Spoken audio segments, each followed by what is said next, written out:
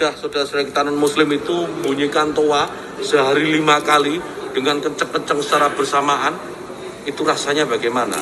Yang paling sederhana lagi, tetangga kita ini kalau kita hidup dalam satu komplek itu misalnya, kiri kanan depan belakang pelihara anjing semua. Misalnya, menggonggong dalam waktu yang bersamaan, kita ini terganggu nggak?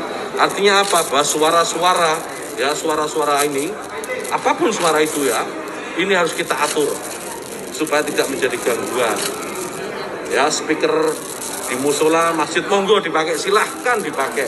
Tetapi tolong diatur agar tidak ada yang merasa terganggu. Agar niat menggunakan toa, menggunakan speaker sebagai sarana, sebagai wasilah untuk syiar, melakukan syiar tetap bisa dilaksanakan tanpa harus mengganggu mereka yang mungkin tidak sama dengan keyakinan kita. Berbeda keyakinan, kita harus tetap hargai. Allahumma salli ala Sayyidina Muhammad wa ala ali Sayyidina Muhammad. Nahmaduhu wa nasta'inuhu wa nastaghfiruh wa na'udzu billahi min shururi anfusina wa min sayyiati a'malina. Man yahdihillahu fala mudilla lahu wa man yudlil fala hadiya lahu. Asyhadu an la ilaha illallah wahdahu la syarika lahu wa asyhadu anna sayyidana Muhammadan 'abduhu wa rasuluh ba'atsallahu rahmatan lil alamin.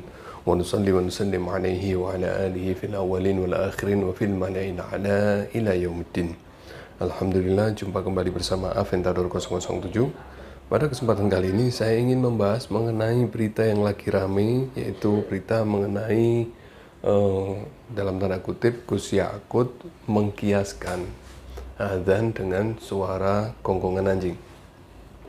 Saya dalam hal ini tidak ingin menghakimi Gus Yakut, Menteri Agama. Saya tidak ingin menghakimi beliau. Saya cuma ingin mendudukkan permasalahan ini secara faktual. Gus Yakut menjelaskan mengenai gangguan-gangguan suara sebagai alasan untuk mengeluarkan aturan penggunaan toa masjid. Dan di situ dia berusaha memberikan contoh-contoh gangguan suara selain dari suara toa yang dimaksud suara adzan. Cuman yang menjadi masalah di sini yang dia bicarakan adalah mengenai adzan, mengenai gangguan yang ditimbulkan oleh suara adzan. Maksud saya di sini bukan suara adzannya, tetapi cara mengeluarkan suara lantunan adzan tadi yang melalui toa.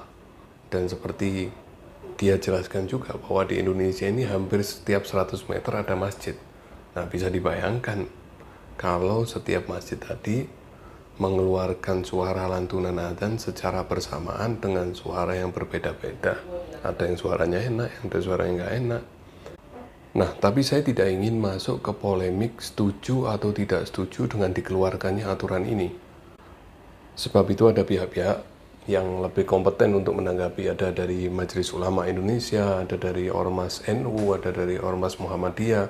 Mereka lebih berhak untuk menanggapi soal ini karena mereka mewakili kita umat Islam di Indonesia. Cuman yang perlu saya garis bawahi di sini bahwa Gus Yakut ada kesalahan dalam mengkiaskan antara suara adzan dengan suara gonggongan anjing tadi. Ini adalah salah dalam pilihan kias. Dan ini adalah salah satu bentuk etika verbal yang keliru. Jadi sebaiknya untuk pejabat pemerintah, apalagi seorang menteri agama, itu harus pintar dalam beretika verbal.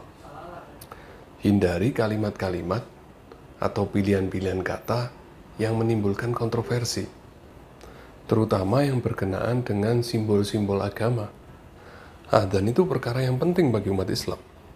Dan adzan tidak bisa dikiaskan dengan suara gangguan musik atau suara gonggongan anjing. Di Al-Quran dikatakan tidak ada suara, tidak ada ucapan yang lebih baik daripada ucapan yang menyeru kepada Allah Subhanahu wa taala. Itu di surat Al-Fusilat ayat 33. A'udzubillahi minasyaitonirrajim. Bismillahirrahmanirrahim. Wa man ahsanu qawlan mimman da'a ila Allah. Siapakah yang lebih baik perkataannya daripada orang yang menyeru kepada Allah? Dan ini kalimat yang mulia. Dan pekerjaan muadzin ini itu adalah pekerjaan yang mulia sekali. Bahkan banyak sekali hadis-hadis tentang fadailul amal sebagai muadzin. Mereka para muadzin setiap hari 5 kali sehari mereka menyeru kepada manusia untuk menyembah kepada Allah semata. Wa amila salihan wa qala innani minal muslimin. Mengerjakan amal soleh dan berkata, sesungguhnya aku termasuk orang-orang yang berserah diri. Menurut sebagian ulama, makna yang dimaksud dalam ayat tersebut adalah para juru adzan atau muadzin. Di dalam Sahih Muslim dikatakan, al-muadzinu atwalun nasi a'naqan yawmal qiyamah. Para muadzin adalah orang yang paling panjang lehernya, maksudnya orang yang terhormat kelak di hari kiamat. Maka Rasulullah SAW mendoakan ampunan bagi para muadzin. Dalam sebuah hadis yang diriwayatkan oleh Sayyidina Umar, Rasulullah bersabda, Allahumma ghfir lil muadzin. Ya Allah, berilah ampunan bagi orang-orang yang azan. Jadi dalam Islam, adzan itu sangat sakral sekali. Jadi kalau misalnya Gus Yakut mengkiaskan suara adzan dengan suara gonggongan, ya pasti akan banyak orang yang marah.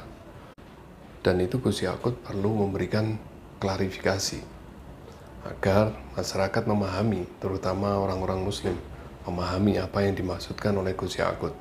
Saya pribadi tidak meyakini bahwa Gus Yakut ini membenci adzan, karena kita tahu semua Gus Yakut ini dari kalangan Nahdliyin, dan beliau dari keluarga ulama, dan beliau aktif di organisasi NU, dan beliau sangat tekun dalam Islam. Dan saya yakin Gus Yakut hanya salah dalam mengambil kiasan. Jadi perlu Gus Yakut untuk memberikan klarifikasi, karena bagaimanapun Gus Yakut harus legowo bahwa memang salah dalam mengambil kiasan, dan itu harus segera diklarifikasi agar masalah ini tidak berlarut-larut dan tidak dimanfaatkan oleh pihak-pihak tertentu untuk membuat suhu di masyarakat menjadi panas. Oke, kiranya itu dulu dari saya. Wabillahi taufik wal hidayah wal afu minkum. Wassalamualaikum warahmatullahi wabarakatuh. Inna Allaha wa malaikatahu yusalluna 'alan nabiy ya ayyuhalladzina amanu sallu